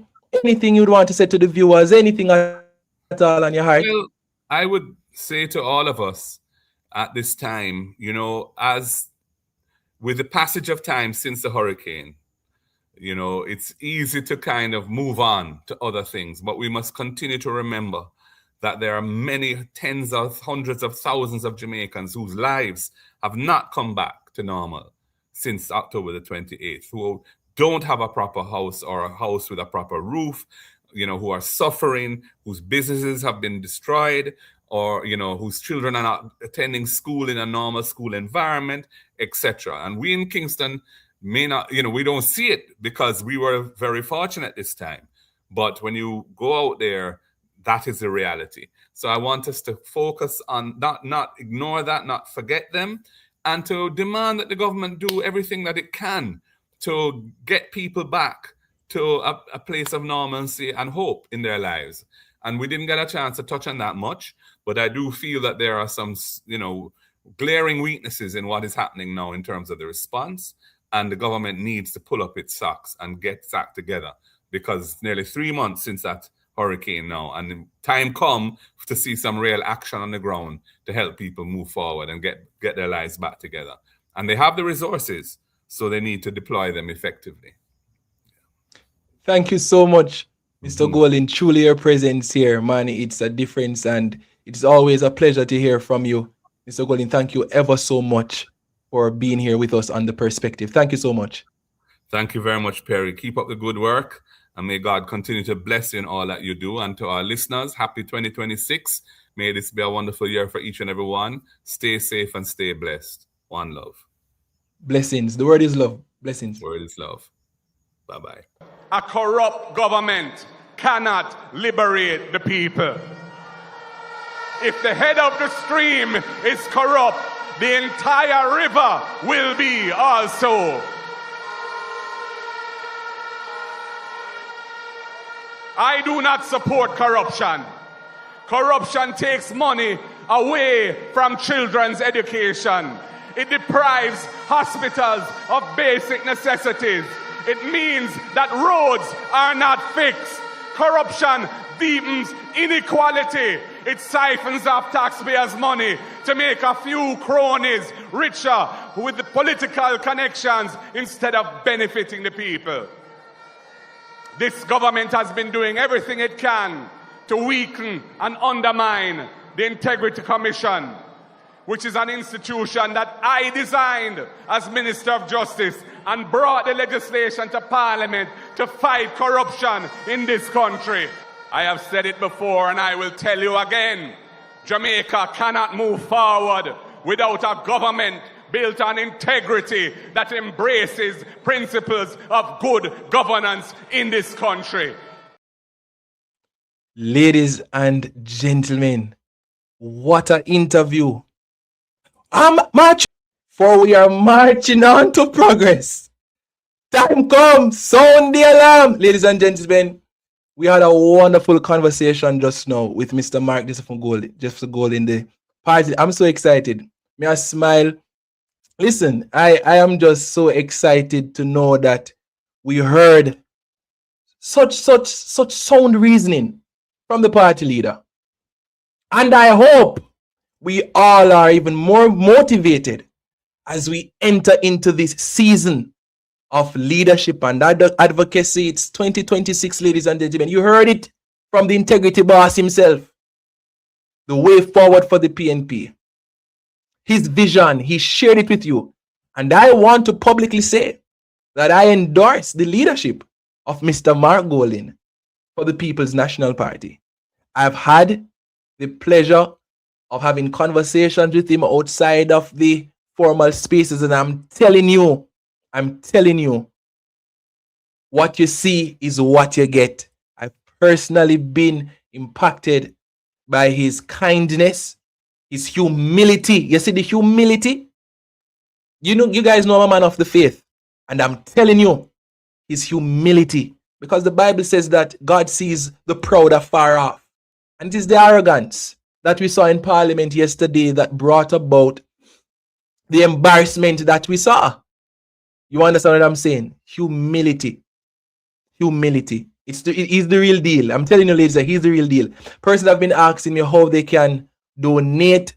Listen, if you want to donate, please reach out to me on my WhatsApp. I have the Zelle and the Cash App information. If you want to support this platform, if you want us to expand the studio, whatsoever it is that you want us to do, I'm always welcoming the support. And thank you for those who have been supporting me so far. Listen, I couldn't do it without you guys.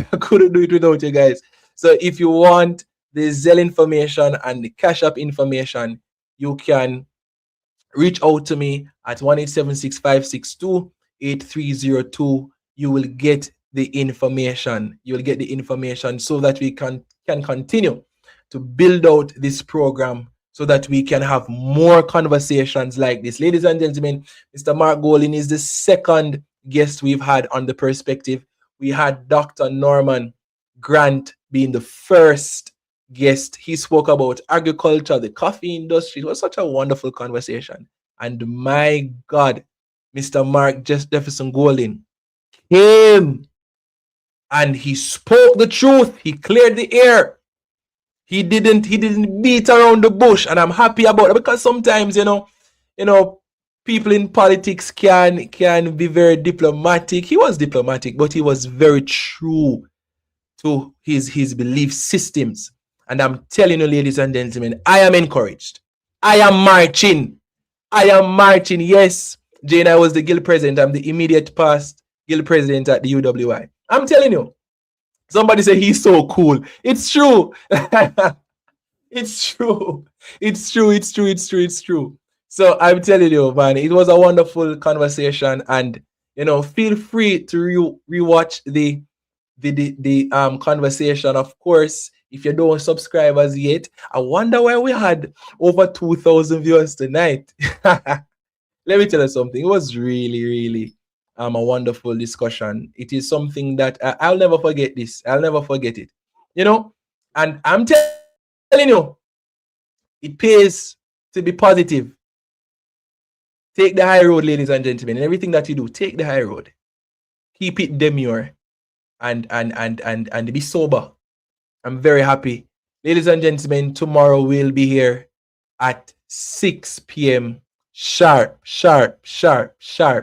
And we will be having a conversation again. Who else do you want to see come on the show, ladies and gentlemen? So, guys, if you want this on the WhatsApp, I'll see a lot of persons texting me. We won't take calls tonight. Right? But a lot of persons are messaging me and calling me right now. Just WhatsApp me, and I'll send you the Zelle, I'll send you the Cash App, and we can keep this machinery going. Who else you want to see come on the Perspective? We had Dr. Norman Grant, former senator, expert in agriculture, coffee industry. He shared a whole lot of information with us. Somebody is saying Dr. Campbell, Dr. Dayton Campbell should come. Dr. Dayton Campbell is my brother, I wonder if I should have Dr. Dayton Campbell to come and talk to us about his experiences in East Westmoreland after Minister Vaz yesterday didn't even read the report properly. Can I just say something before we go? You, Minister Vaz, the people in Western Portland are crying out and they're saying you are an MP missing. You're missing in action. Your constituency are crying out disgrace. You come in Parliament yesterday talking about what is to happen.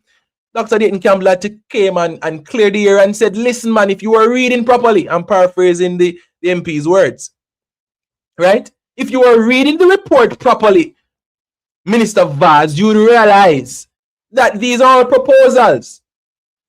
A proposal.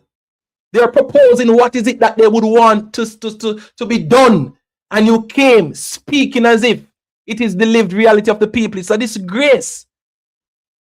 It's a shame. So probably we should have Dr. Dayton Campbell.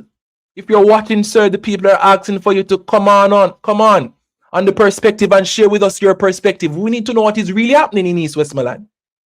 Because if it weren't for the opposition, we would be under the impression, ladies and gentlemen, that Mr. Vaz and the JPS, they are working and working so assiduously, restoring light to the people of what it's a shame and a disgrace. And I won't stop saying it. You know, say MP Newell is doing such a good job. As a matter of fact, yesterday, let me tell you something about what I read yesterday. The PNP is doing such an awesome job. Yesterday, you know, Mr. Newell, Omar Newell, MP for Central St. Mary, they tabled a private member's motion yesterday, right, in Parliament, aimed at safeguarding the essential infrastructure that powers Jamaica. For example, electricity, telecommunications, and water. And you know, if you want to read the intricacies of the motion, please go over to the PNP's page. Right? I am also endorsing the Instagram PNP page, guys. If you really want to keep up to date with the advocacy of the PNP, sometimes it's so disingenuous of people to say, oh, what is it that the PNP is doing? Oh, we don't hear the PNP doing this, or what the PNP. Listen, go over to the PNP platform. Follow them on Instagram, because a lot of things are happening. We may have to have a conversation with Mr. Omar Newell, MP from Central St. Mary. So, guys, if you have a contact, well, I'm pretty sure I could reach out to him as well. But if you can reach out to Mr. Omar Newell, please, we want to hear more about the private members' motion. What really fueled him in that direction, right? I really would want to have a conversation with ISAT. As a matter of fact, I spoke to ISAT last night. For those who are asking, Mr. Buchanan said he will be on the perspective very soon. He have a few things to sort out. But Mr. Isaac Buchanan he gave me his word, and he will be on the perspective very soon. So expect to see Mr. Isaac Buchanan. And you know, we worked together in Portland last year. I supported him in East Portland. So it's a no-brainer for Mr. Isaac Buchanan to come and show his support here on the perspective. But I want to hear from him. Why? Because there has been a lot of conversations surrounding the garbage issue. Monchanil, I got a photograph from one of the supporters here in Monchanil. The garbage is a disgrace over there. So I want to hear from Isaac. Gabriela Morris, of course, ladies and gentlemen, how could I not have Miss Gabriela Morris having a conversation on the perspective? I really want to hear from her. I really want to engage young people as well. So, Sister Morris, if you're watching me, we want to hear from you. Current YO president, of course. I want to hear from her. Because the young people, I want to also have a lot of young persons speaking up and speaking out. MP Jess, if you see the people want to, the people want to hear from you. They want to have you here on the perspective. We want to hear from you. So we're doing a roll call. Somebody says Sister Angela Brownberg. Oh my, I love that lady. Yesterday, ladies and gentlemen, Sister Brownberg, if you're watching, we want to hear from you, mighty God of Daniel. So definitely, but I'm happy. I'm happy because we heard from the party leader. Want to hear from Gabriela Morris. Want to hear from Sister Morris. Comrade, we want to hear from you. Somebody said they want to hear from Mr. Crawford. Yes, man. Remember, it's Mr. Crawford prophesied. You know, there's something about real Rasta men, you know. It's when a Rasta man under inspiration talk, it come to pass. Because it is Mr. Crawford who said that one by one they're going to jail, you know. And I bet you the last penny in my back pocket that 2026 will be the year of exposure. And many of some of those crooked politicians, those who don't want to adhere to the proper procedures to bring in things in the country, you see them drill there and them all yellow bus there, yeah, and them $1.54 billion where them spend one by one. One by one, who no go into jail. One by who no go into one by.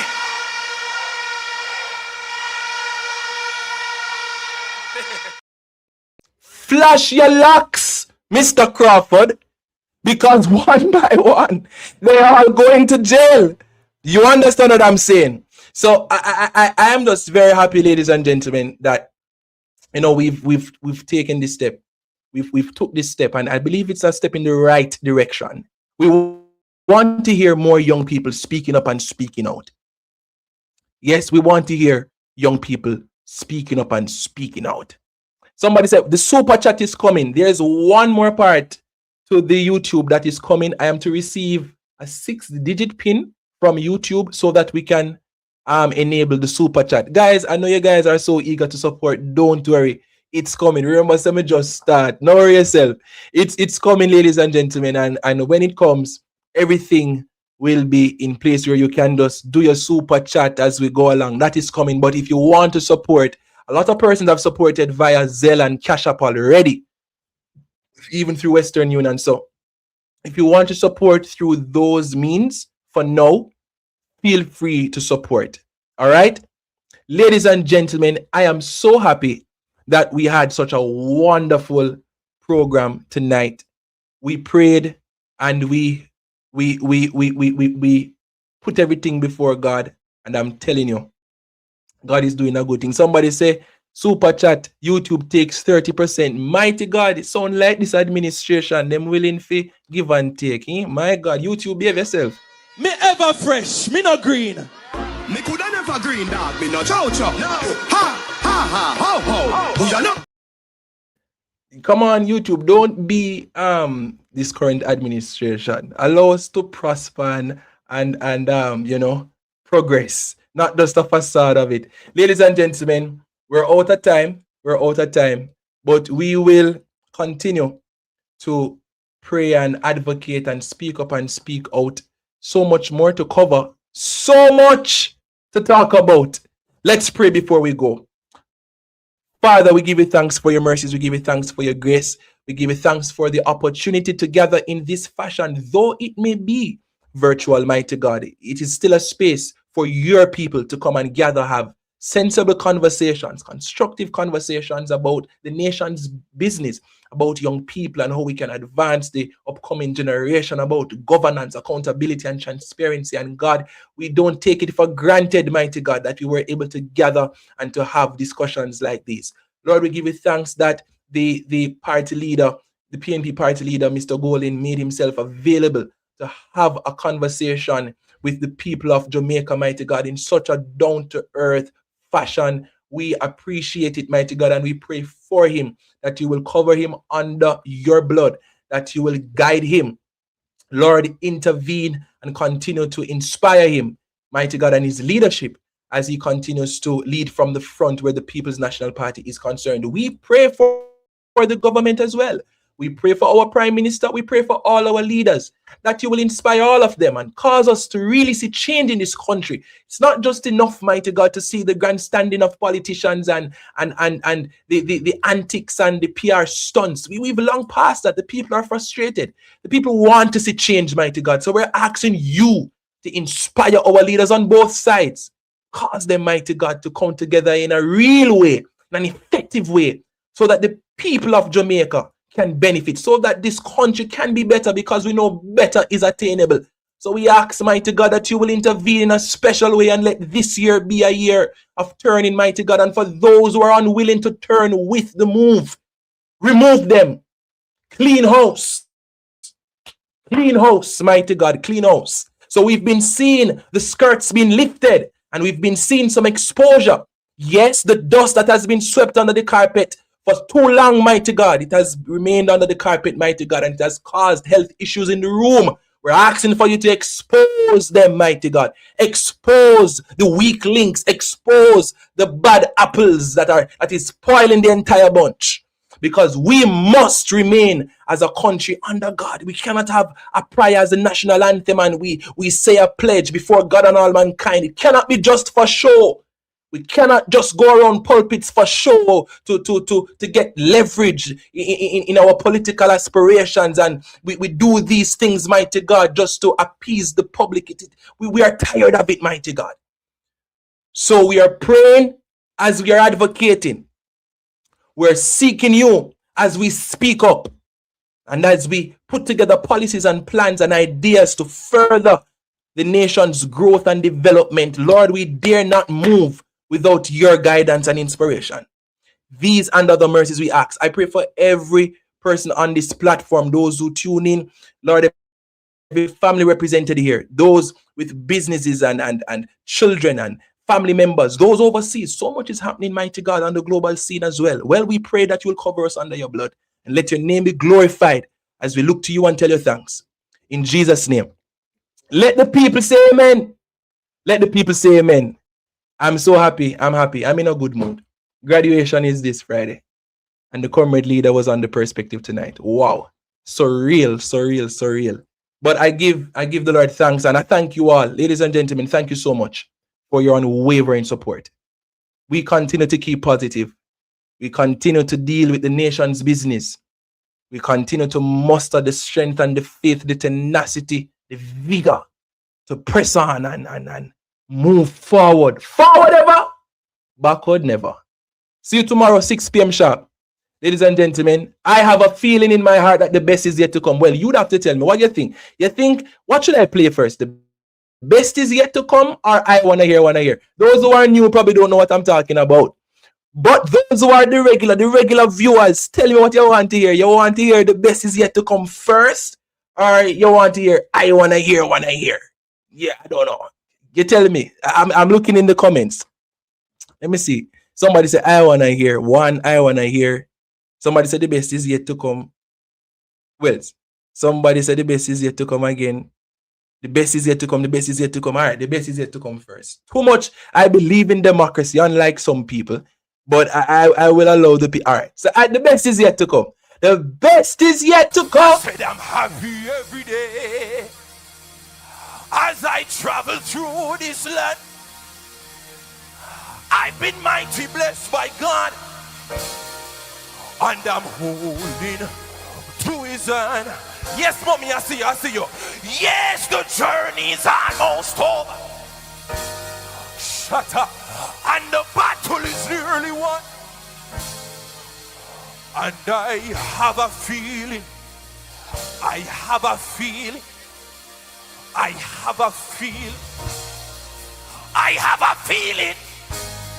in my heart. The best is yet to come.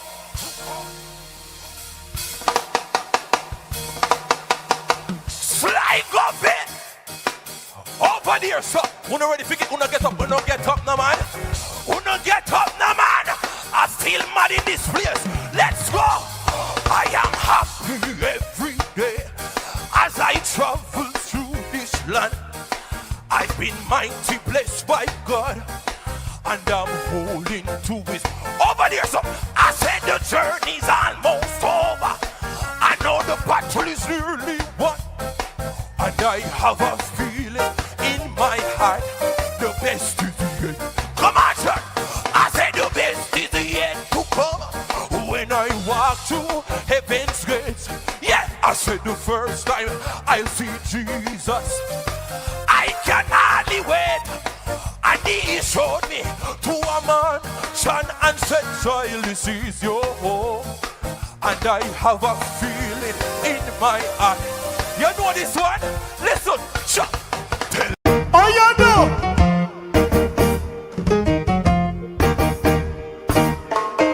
I want to hear the angels singing. I want to be in that number.